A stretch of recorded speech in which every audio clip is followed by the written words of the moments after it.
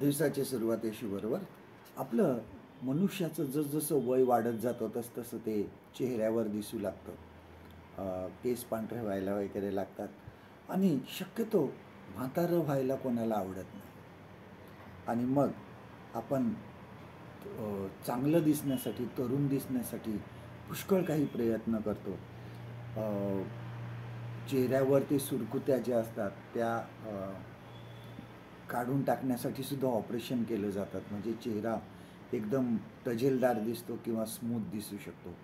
माणूस बरेच प्रयत्न करतो. मायकल जॅक्सन जो प्रसिद्ध गायक आणि डान्सर होता, त्याला 150 वर्ष जगायचं होतं आणि त्यांनी स्वतःसाठी म्हणजे हृदय, त्याच्याच रक्ताच्या गटाचं हृदय, लिव्हर अशा अनेक गोष्टी त्यांनी साठवून ठेवल्या होत्या की ज्यावेळेस कुठलीही गरज लागेल त्यावेळेस ती पटकन त्याला मिळेल. परंतु तो जगला नाही. अगदी कमी वयामध्ये तो निघून गेला.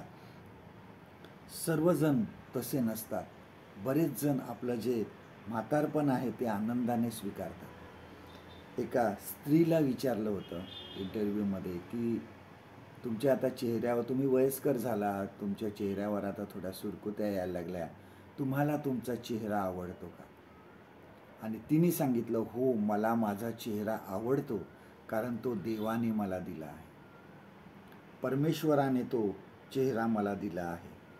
बघा, स्तोत्र 139 मध्ये दावीद राजा काय म्हणतो, साम 139 ह्यामध्ये 14 आणि 14 ते 16 वचनं बघा, वर्सेस 14 to 16. देवाने माझी रचना अद्भुत रीतीने केलेली आहे.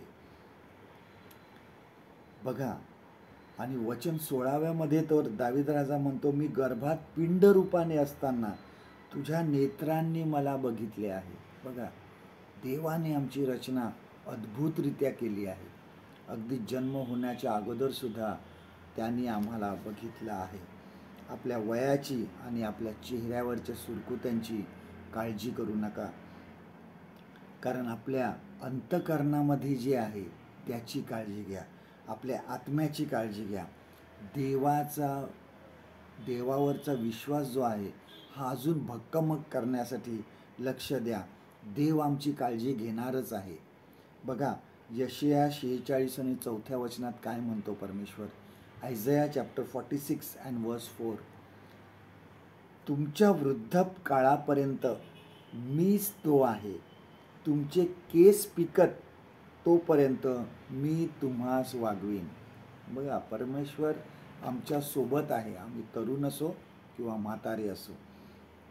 एक महान तत्वज्ञानी आहे, त्याने असं सांगितलं होतं की वय जे आहे हे तुमच्या चेहऱ्यावर सुरकुत्या आणतं, परंतु त्यापेक्षा जास्त चिंता, काळजी, द्वेष, राग हा तुमच्या अंतःकरणावर जास्त सुरकुत्या आणतो.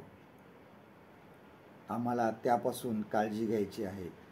जे दिवस, वर्ष जातात ते आनंदाने स्वीकारा. देव तुमच्या अंतःकरणातील सुरकुत्यांची काळजी घेईल.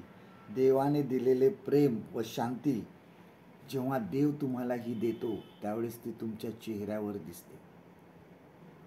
आजचं देवाचं वचन आपल्यासाठी हे आहे, स्तोत्रसहित 139 आणि 13 वचन, साम 139 and verse 13.